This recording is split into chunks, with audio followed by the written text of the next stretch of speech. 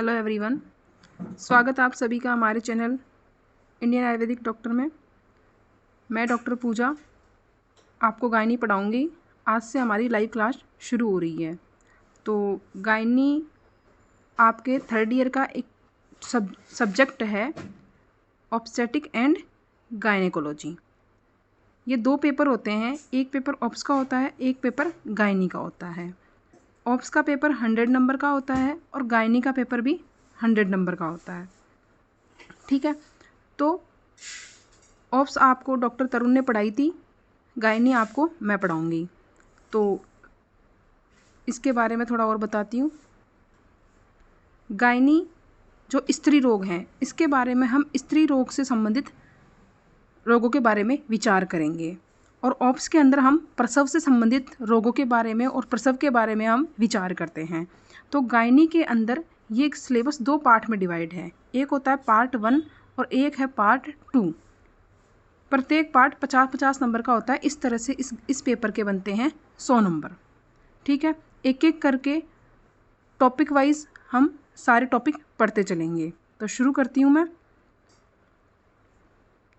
सबसे पहले एक बार ये सिलेबस को समझते हैं। स्त्री रोग दो पार्ट थे, जैसा कि मैंने बताया था, पार्ट 1 और पार्ट 2। पार्ट 1 जो है, इसके अंदर पढ़ रहे हैं हम सबसे पहले आर्तव व्यापत। आर्तव व्यापत में हम पढ़ेंगे कि आर्तव का क्षय वृद्धि क्या है, उसकी चिकित्सा क्या है, असरक दर क्या है, उसकी संप्राप्ति चिकित्सा, ये सब क्या है। उसके बाद आर्तव के व्यापद में ही आता है एक मेंस्ट्रुअल डिसऑर्डर, कि मेंस्ट्रुअल से संबंधित क्या क्या डिसऑर्डर हो सकते हैं, जैसे एमोनोरिया है, हाइपोमिनोरिया है, ओलिगोमिनोरिया है, डिसमेनोरिया है और एबनॉर्मल यूट्राइन ब्लीडिंग है। इनके बारे में एक एक करके हम सबके बारे में बात करेंगे। उसके बाद है सेकंड टॉपिक आता है योनि व्यापद, जो कि एग्ज़ाम की दृष्टि से बहुत ज़्यादा इम्पोर्टेंट है। योनि व्यापद की संख्या कितनी होती है, निदान क्या होता है, लक्षण क्या होता है, उपद्रव क्या होता है, उसकी चिकित्सा क्या होती है, इसके बारे में पढ़ेंगे। उसके बाद आता है एंडोमेट्राइटिस आती है, यूटेराइन फाइब्रोइड है, जेनाइटल प्रोलेप्स है, रिट्रोवर्टेड यूट्रस है, पेल्विक इन्फेक्शन और पेल्विक इन्फ्लामेटरी डिजीज़, ये दोनों, और सर्वाइकल इरोजन पढ़ेंगे और पेल्विक इन्फ्लामेटरी डिजीज़ के बारे में पढ़ेंगे। फिर पढ़ेंगे हम बंध्यत्व के बारे में। बंध्यत्व का प्रकार क्या है, उसका निदान क्या है, उसकी चिकित्सा क्या है, ये आयुर्वेदिक व्यू से है। फिर पढ़ेंगे मॉडर्न व्यू से इनफर्टिलिटी, कि इनफर्टिलिटी का क्या टाइप होते हैं, कितने प्रकार की होती है, क्या इसके कारण होते हैं, किस तरह से इसकी इन्वेस्टिगेशन होती है, किस तरह से इसका मैनेजमेंट होता है।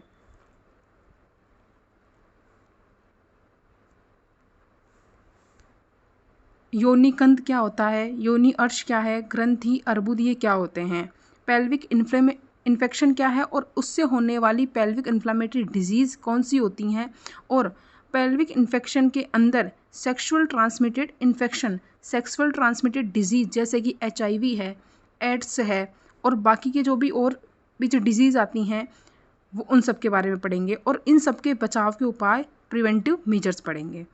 उसके बाद पढ़ेंगे हम मीनोपोज के बारे में, कि मीनोपोज के दौरान एक फ़ीमेल में क्या क्या चेंजेस देखने को मिलता है, और मीनोपोजल सिंड्रोम क्या होता है और उसका मैनेजमेंट किस तरह से करना चाहिए। उसके बाद में ये नॉन डिटेल टॉपिक हैं कुछ, जिसमें कॉन्जेनाइटल माल फॉर्मेशन है, कि एक फ़ीमेल में कॉन्जेनाइटल माल फॉर्मेशन क्या होता है, शुक्र विज्ञान के बारे में कि शुक्र की वृद्धि क्या है, क्षय क्या है, इसके बारे में, बिनाइन और मैलिग्नेंट ट्यूमर क्या होते हैं। ये था आपका पार्ट 1, इसके बारे में पढ़ेंगे। अब बात करती हूँ एक बार शॉर्ट में पार्ट 2 की।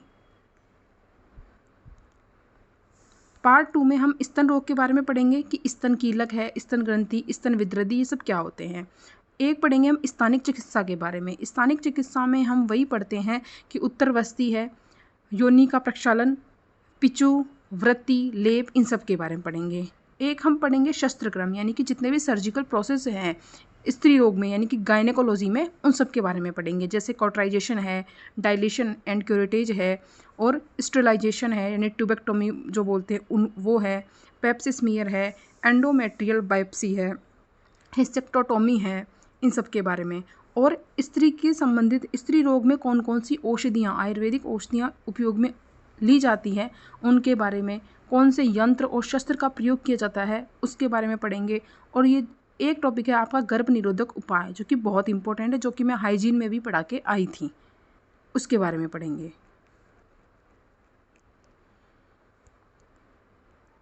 फिर पढ़ेंगे हम reproductive child and health care, ये प्रोग्राम है 3। AIDS and HIV control programme है, PNDT एक्ट है और एक MTP एक्ट है, इनके बारे में पढ़ेंगे। फिर पढ़ेंगे आयुर्वेदिक और एलोपैथिक ड्रग, जो कि प्रसूति तंत्र में और स्त्री रोग में हम काम में लेते हैं।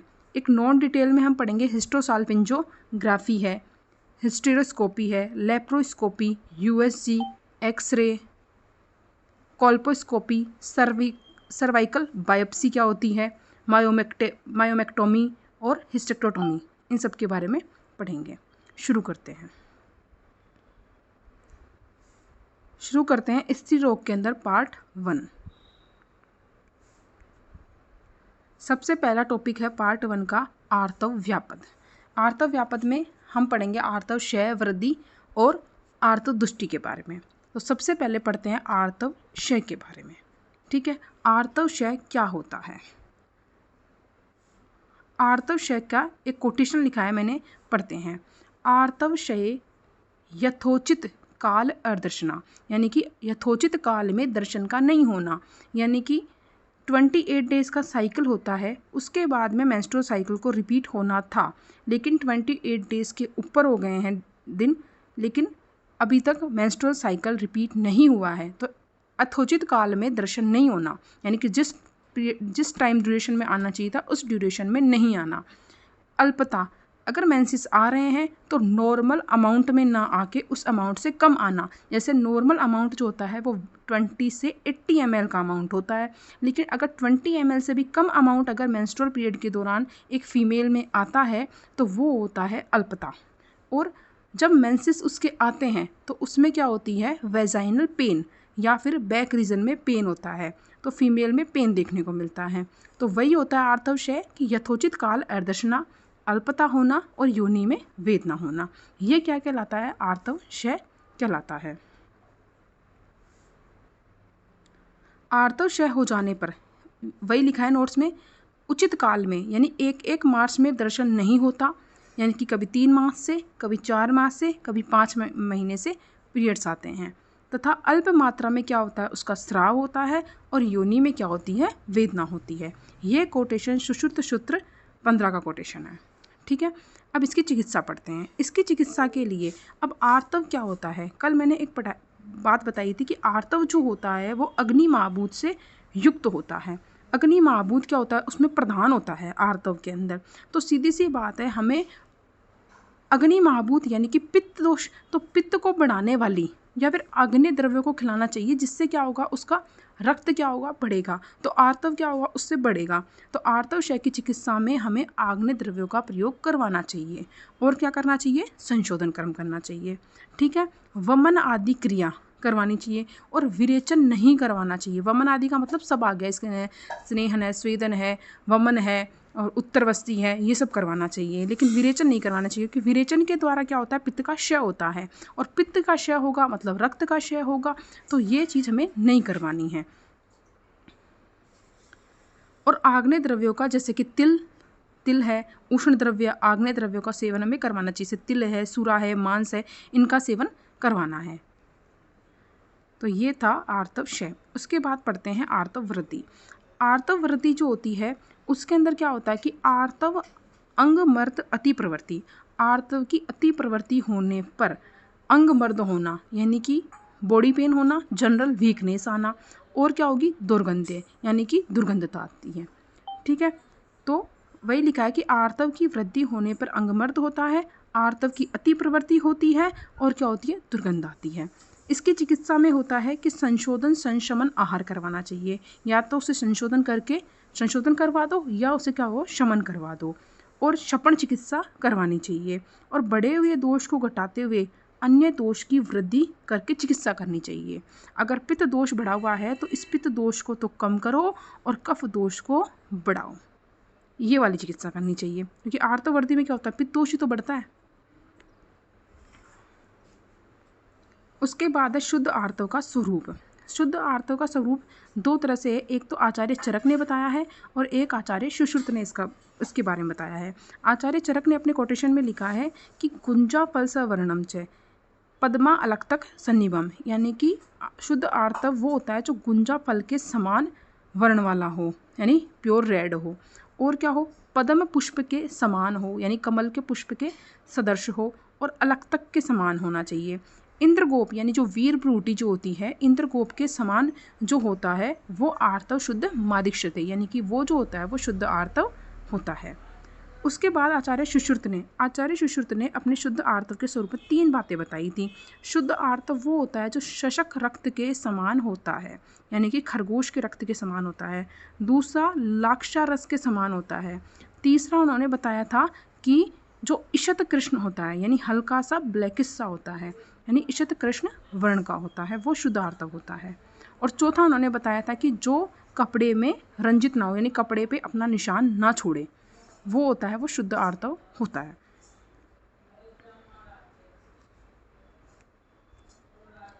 तो शशक अस्रक प्रतिमम यत् तु यदा लाक्षो रसोपम तद आर्तव प्रशंति यद वासो न वृंजते। ये सुश्रुत शारीर 2 का कोटेशन है कि वही बताया है कि शशक रक्त के समान होना चाहिए, लाक्षारस के समान होना चाहिए, और जो वस्त्र को रंजित ना करे वो जो होता है वो शुद्ध आर्तव होता है। 1 मास के अंतराल से आने वाला, यानी कि हर मास में क्या होना चाहिए, रिपीट होना चाहिए मेंस्ट्रुअल साइकिल, वो जो आर्तव होता है वो शुद्ध होता है। पिछलता दाह से रहित, किसी प्रकार की कोई पिछलता नहीं, किसी प्रकार की कोई बर्निंग नहीं होनी चाहिए। 5 रात्रि तक आए और मात्रा में ना तो अधिक आए ना कम आए, यानी कि 20 से 80 ml है तो इसका एवरेज आना चाहिए। और गुंजा फल के इसका रंग जो होना चाहिए वो कैसा, गुंजा फल के समान, पद्म पुष्प के समान और अलक्तक जैसा होना चाहिए, यानी कि रेड होना चाहिए। तो ऐसा जो आर्तव होता है वो कैसा होता है, वो शुद्ध होता है। फिर पढ़ते हैं आर्तव दुष्टि।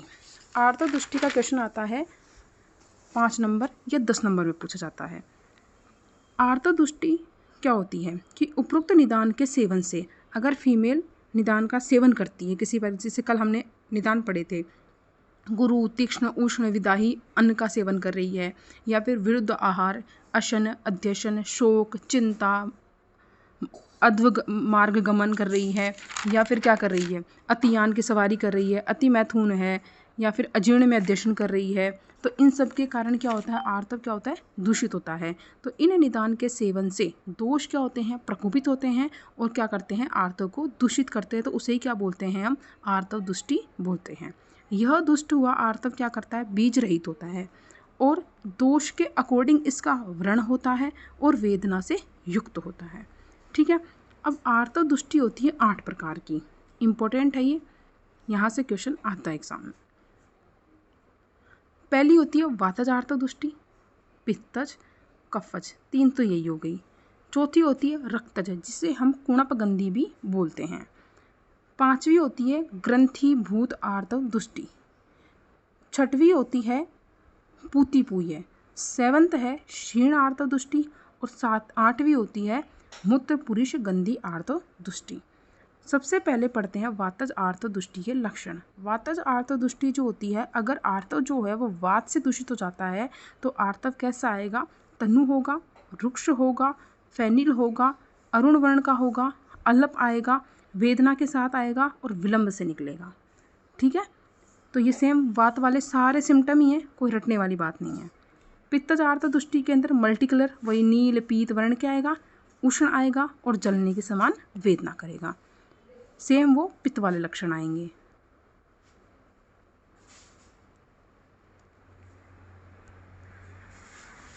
तीसरा आता है कफज आर्तव दुष्टि। कफज आर्तव दुष्टि के अंदर क्या होता है, जो आर्तव होता है वो क्या होता है, गाढ़ा होता है और जल में डालने पर क्या होता है, वो डूब जाता है, क्योंकि कफ क्या होता है, हैवी होता है, इस वजह से। तो सारे ही कफ वाले, पांडु वर्ण का होगा, ये सारे कफ वाले लक्षण आते हैं। कुणपगंधी, चौथा है कुणपगंधी। कुणपगंधी में क्या होगा, रक्त दोष होगा, तो रक्त वर्ण का होगा और रक्त के दोष किसके समान होते हैं, पित्त दोष के समान होते हैं। ठीक है। तो रक्त के सारे तो पित्त के समान सारे गुण वाला होगा और मात्रा में क्या आएगा, अधिक मात्रा में क्या होगा, इसका स्राव होगा। ठीक है। फिर आती है ग्रंथीभूत। हमेशा ध्यान रखना, ग्रंथि में कभी भी पाक नहीं होता, ठीक है। तो ग्रंथि में पाक नहीं होता और पाक कराने का कार्य कौन करता है? पित्त। तो ग्रंथि में कभी भी पित्त नहीं होगा, तो सीधी सी बात है ग्रंथि में होगा क्या? वात और कफ, ठीक है। तो इस तरह से याद करना है कि ग्रंथि में पी नहीं होता, तो होता क्या है? वात और कफ, ऐसे याद हो जाएगा, ठीक है। तो वात और कफ के जो लक्षण होंगे ना, वही सारे ग्रंथिभूत आर्तोदुष्टि में देखने को मिलेंगे। फिर आती है पूतिपूय। पूतिपूय के अंदर दोष देखो, पस जो होती है ना, हमेशा पूति का मतलब तो होता है पित्त, ठीक है। और पूय, पूय में क्या रहता है? कफ।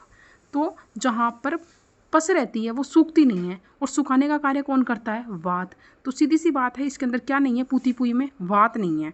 तो वात नहीं है, पूति का मतलब हो गया पित्त, और पूय इसका से किसका मतलब होता है? कफ का मतलब पूय से होता है, यानी कि पस एक लिक्विड पार्ट है, तो क्या हुआ? कफ है।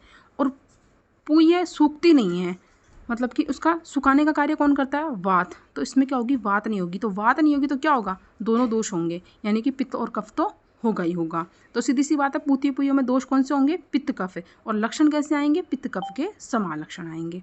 क्लियर? उसके बाद है क्षीण। क्षीण के अंदर जो दोष होता है, अब जबकि कोई भी वस्तु, कोई भी व्यक्ति कृश है या क्षीण है, इसका मतलब क्या कह सकते हैं हम? उसके अंदर कफ नहीं है या कफ कम है। तो सीधी सी बात, अगर कोई क्षीण है तो कफ नहीं है, तो कौन से दोष होंगे?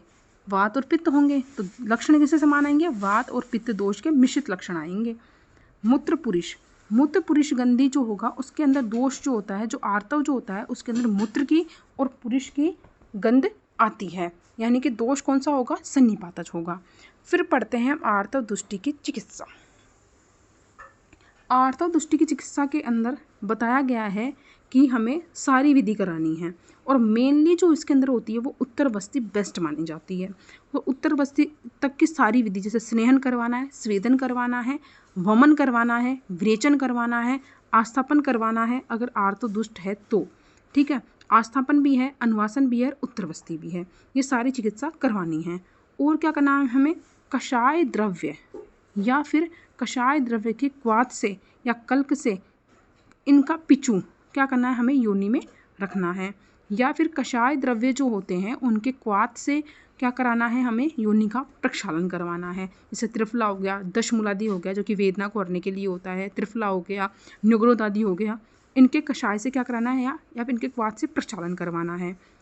स्त्री को रसायन और वाजीकरण द्रव्यों का सेवन करवाना है, और जीवनीय गण की औषधियाँ जो कि उनसे क्या करना है? क्षीर को साधित करना है और सेवन करवाना है स्त्री को। और क्या कराना है? विरेचन करवाना है अगर पित्तज आर्तव दुष्टि है तो। और मधुर शीत कषाय द्रव्यों का सेवन कराना है पित्तज में, क्योंकि पित्त का शमन के लिए मधुर आदि शीत द्रव्य चाहिए, और कषाय द्रव्य उसे स्टॉप करने के लिए, क्योंकि कषाय द्रव्य क्या करते हैं? स्तंभन करते हैं, इसलिए। उसके बाद आता है साध्यता असाध्यता। एक दोष वाले जो आर्तव दुष्टि होती है, जैसे वात पित्त कफ थी, वो क्या होते हैं? सारे साध्य होते हैं। बाकी के जो 5 होते हैं, रक्तज है, ग्रंथिभूत है, पूतिपूय है, क्षीण है और मूत्र पुरुष गंधी है, ये बाकी असाध्य होते हैं। क्लियर?